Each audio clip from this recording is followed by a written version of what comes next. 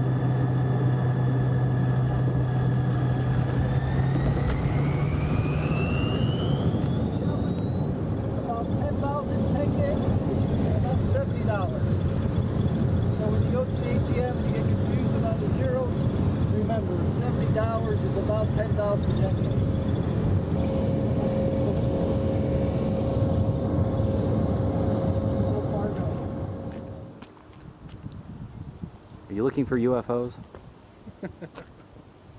Trying to track on a satellite here. This is how Bill actually transmits a lot of his images back. That's why you get them so fast. Well, if it works. If it works. In order for us to identify whether the landing sites were appropriate for the landing, Rosaviation, Energia, and other entities conducted control and research of those landing sites. The NASA team has received their helicopter assignments. They're prepared and ready to support them. Всем добрый день, господин Геранко, уважаемые гости, участники конференции. НАСА получила распределение по вертолетам, и мы готовы поддержать поисково-спасательную операцию. A NASA airplane is also ready to go and ready to return the crew members back to Houston. Самолет НАСА также готов к участию в операции и готов возвратить экипаж в Хьюстон. Prior to this meeting, I spoke to the Mission Control Center Houston. They've coordinated with the other partner mission controls, and all the mission control centers are ready to support on docking and landing. До начала нашего заседания я общался с Центром управления полетами Хьюстона. Они находятся на постоянной связи с остальными центрами полета и управления, и мы готовы к поддержке операций, к отстыковке и посадке. And we're going to fly down to Zhezkazgan tonight. Right. And then tomorrow morning, bright and early, we're going out to the landing. Yes. How many of these have you done? I think this is my fifth landing. It's always an adventure, isn't it? It really is. Something's different about each one. The last one in March was a little chilly. That's what I heard. The snow was blowing. The wind was very, very strong, 30 knots, and it was very, very poor visibility. So this one, the weather's been outstanding. So actually, that'll be unusual. So I'm looking forward to it. Because one thing about this landing is that we're going to get some pretty unusual pictures of the space station with the shuttle actually attached. So how cool is that going to be? It's great. You know, we've been waiting for years to get that opportunity, and we weren't really sure that we would. We've been studying this dual docked ops, which was what we call it, but really to watch the Soyuz back away while the shuttle's still there. And we've studied it for quite a while, knew that we could do it, just the opportunity didn't present itself. And with all these vehicles coming and going to ISS, we finally got the chance. And so I'm looking forward to seeing these beautiful pictures with the shuttle. Is that a 134? That is It's 134. 134, man. You are supporting the home crowd, aren't you? Gentlemen, would you like a picture? A picture, yeah, of course. Oh. Kirk has a gigantic bag. What's in that? What's in this? I could tell you, but I'd have to kill you. So you're staying behind while we go tromp around? I am. I'm going to stay here at the lovely Cosmonaut Hotel in Karaganda by the sea. It's a nice hotel. It's a beautiful hotel. They have good food. They've got great food here. So how long have you been the DOR now? Since January of 2010. Has it been over a year already? That is, I'm sorry, how long? A year? That's a year? It's a year. Yeah, it's been over a year. It's been almost a year and a half. Are you enjoying it? Yeah, having a really good time. So you're speaking Russian pretty fluently now, aren't you? Нет. That means But the no. kids are. Yeah. The kids are doing really well. I kind of get by and practice a little bit. I'm not afraid to make a fool of myself, which is a very important trait when you're over here trying to speak Russian. Otherwise, you'll never venture out. But the kids are in Russian school, so they've been like in immersion, and they're almost fluent now. Adapting like crazy. Yeah. It's embarrassing when your 7-year-old, almost 7-year-olds correcting your Cannot speak it. You haven't asked. What did you say? Yeah, and she goes, I can't tell you. I can't help you. So how different is doing this over here than being the commander of Shuttle and you know, Oh, astronaut goodness stuff? gracious. I mean, totally different. I'm really enjoying it. I know people think that all astronauts want to do is fly all the time, which maybe for some is true, but I mean, I enjoy a change of pace. And it's really a great environment for the family, and it's special to go ahead and do this. And it's really a lot of fun to go ahead and watch all the astronauts that are coming out for training as they go through their flows, to get them out the door, to get them down the bike in order to watch them launch, to watch them when they come back after their landings, and it's a really rewarding thing. And especially, you know, in the office, it's always been the case where you're used to seeing a certain group of astronauts because of how your jobs all line up. And so there's a whole other group of astronauts that you barely see.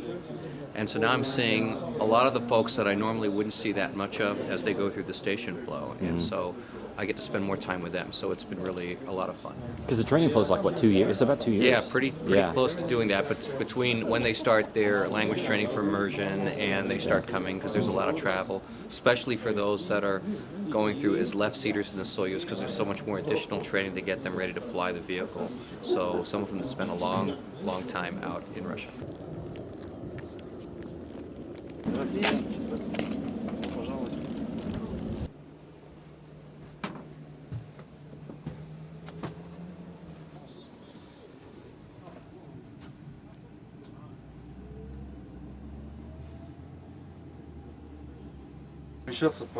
This is a heavy helicopter, and it's going to be under high temperature, so I would ask you not to move during the takeoff and landing. If there are any issues, please talk to the crew, we'll get them resolved. And please do not get off the vehicle until everything is off. Have a nice flight. Как там прорывничество было? Маски, аварийные выходы, не будешь рассказывать? Там не было никаких масок. Какие маски? This aircraft is equipped with 2 emergency exits. One thing you have to have on these aircraft is hearing protection.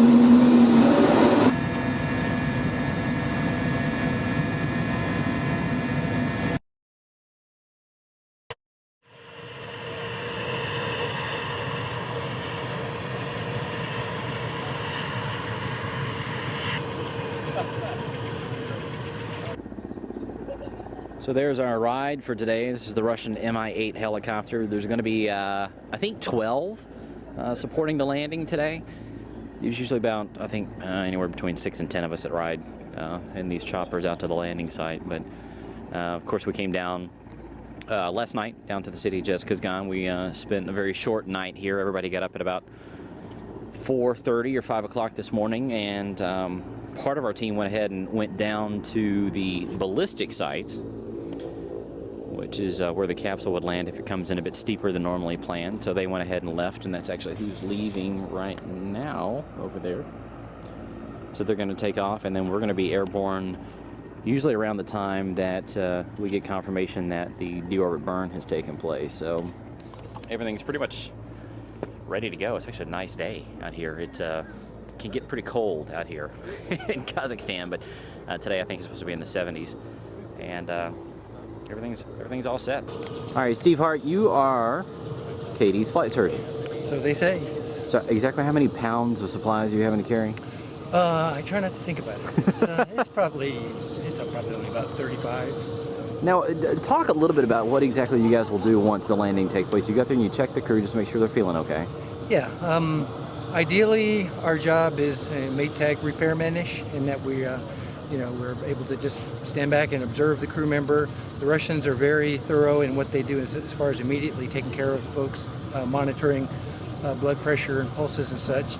And I'm happy if I can just stand back and eyeball my crew member and see that she's doing well. And if I need to get involved, I mean, typically that doesn't happen until we get into the tent, because that's when the suit comes off and we're able to do a more thorough assessment. And if we need to use medications, usually injections of Phenergan, medications like that for anti-nausea, or if it gets more involved, then we end up having to put in IVs for fluid support. And in general, that's if it's been a safe nominal landing, that's all we're up against. So. How hard is it actually to diagnose a patient that's actually up in space? I mean, you can't actually, see them, touch them, like a normal doctor would. So what kind of challenges is that? It's very difficult in the ways that doctors are usually trained. I was educated as a neurologist, and that's a field where there's a whole lot of hands-on and a lot of information you get from talking to the patient in the form of a history is helpful. So for our crew members, usually we're limited to emails 3 times a day at best, and then if we're lucky we get phone calls on the cell phone and if there's something going on. But as far as being able to lay hands on it, we rely on other crew members on board to tell us what they feel or see. And I spend a lot of time looking at images, and there's quite a bit of imagery coming down from on board, so it's high resolution, high definition imagery, so I'm able to get in there and see things and ask crew members later on about bruised finger or scratch here or something like that. Usually they've forgotten how it even happened. Now, one thing I think people don't realize is that you're carrying a very important document, which is Cady's passport, right? Yes, I am. She don't leave home without it. She obviously didn't heed that. Because, I mean, technically it's an entry into the country, so they've actually got to do customs paperwork. And exit, though. So. Yeah, exactly. So, how many cameras do you actually carry? 2. Take 2 cameras. Yeah. That's it? We got 2 arms, man. But how many? But you take a lot for launch, though, because you've got the remotes. And we take a lot for launch, yeah. 7 remotes are on the pad. So how many of these have you done? I don't know. More than you can count? I think every American landing except for 1, perhaps. I think a lot of people don't realize that, you don't simply just point the camera out of the window and take the shot that you guys, because you're on the media helicopter with the Associated Press, Reuters, whoever else comes out here. And they actually open up the door for you guys, and they strap you in, and you literally, you've already got your harness. There you go. Harnessed up, ready You to actually go. lean out and take the picture, right? Yeah, just a little bit. How do you keep it still? I mean, seriously. Just a high shutter speed and stabilizer and a little bit of praying. And once it lands, your job's not done, because you still have to take a ton of pictures of the crew and the capsule. And If we're lucky, we'll get on the ground before the crew has come out, and we can get over to the capsule and get some shots of them opening the hatch doors and each crew member coming out. Then hopefully, a beautiful day like today, they won't be in a hurry to get inside the tent. I imagine they'll enjoy it outside. So unlike last time, where it was blowing freezing snow. Snow was going sideways. So, and first thing I saw last time when I got off the helicopter were snowmobiles going by me. I thought, it's always a bad sign. This is interesting. Yeah. So anyway, hopefully today they'll sit on the ground in the chairs a little bit and then get some shots there, and then them carrying them into the medical tent where they get their Sokol suits taken off, and or their flight suits taken off, and then hopefully they'll start sending some pictures right away. And then you actually have to write the captions, get everything transmitted. Yeah, I've got those kind of in the bag. I'll just modify them a little bit for the pictures. As long as there's no surprises if some random crew member comes home or something. Right. Just change the name. Exactly.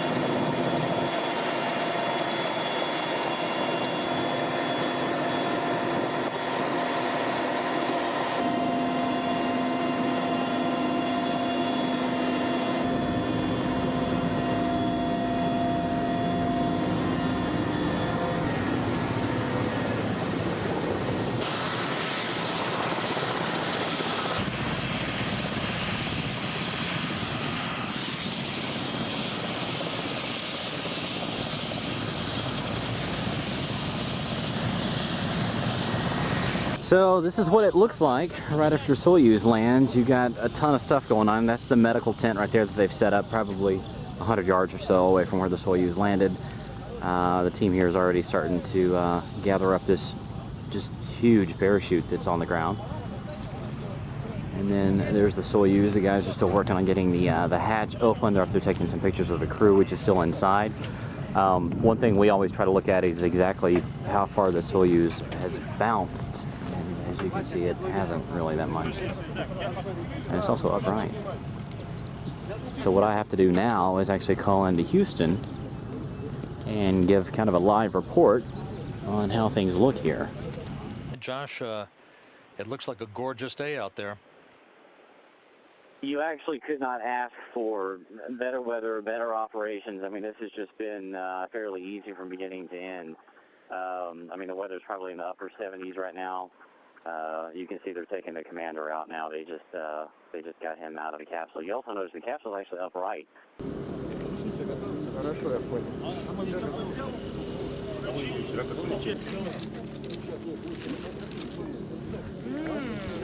Beautiful. We haven't smelled anything in a while. Yeah.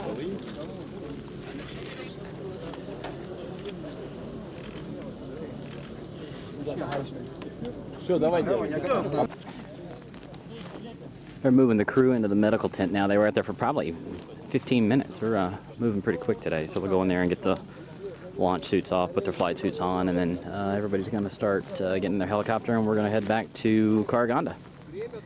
And that's how you do that. Thing almost crawled up my boot.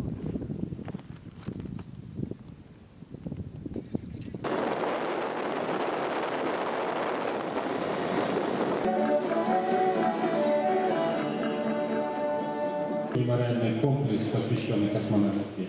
И уважаемые космонавты, уважаемый Дмитрий Юрьевич, уважаемая Кэтрин, мы рады вас приветствовать и приветствуем вас на казахстанской, на гостеприимной большой земле. Welcome back to Moscow, Josh. Thank you. It's been a long day. This is Alexei Kupsov, our videographer. Good? Так точно. Знаешь, как говорят? Так точно. So what do you guys, you have to take the tapes now that we... Actually, we're not shooting on tapes, we're shooting on digital now. We are at Chkalovsky Airfield, just about an hour northeast of Moscow, where a lot of the NASA and Russian Soyuz landing group have returned from the city of Karaganda, where they landed, actually where they flew into after the Soyuz landed. It was about a 3-hour flight from Karaganda back here. And what we're going to be doing in a little while is transmitting some of the video that Alexei shot in Karaganda of the welcome ceremony of the Expedition 27 crew. And we did some interviews with them as well. And we don't uplink from Karaganda, but what we're going to do is get that to a point as close as we can here in Moscow and send that out to NASA TV so we can share that with people as quickly as we can and welcome our crew back home. And they can watch it in the video file.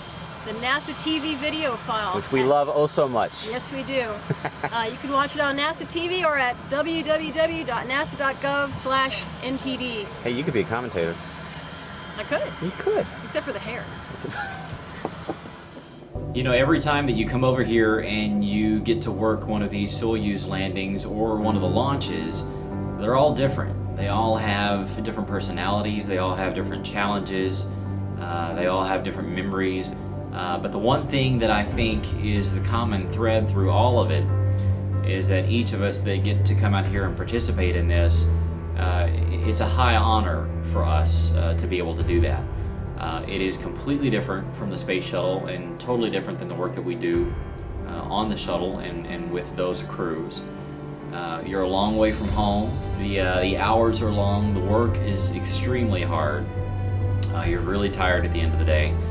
But whenever you step back and you look at it and you realize that you know, you're part of a small group of people that gets to come over here and help take care of this for NASA and to also work with the Russians and also our other international partners like the Europeans and the Japanese, you know, you realize that you're doing something that you probably never thought that you'd be able to do whenever you were growing up. Not everybody gets to do this.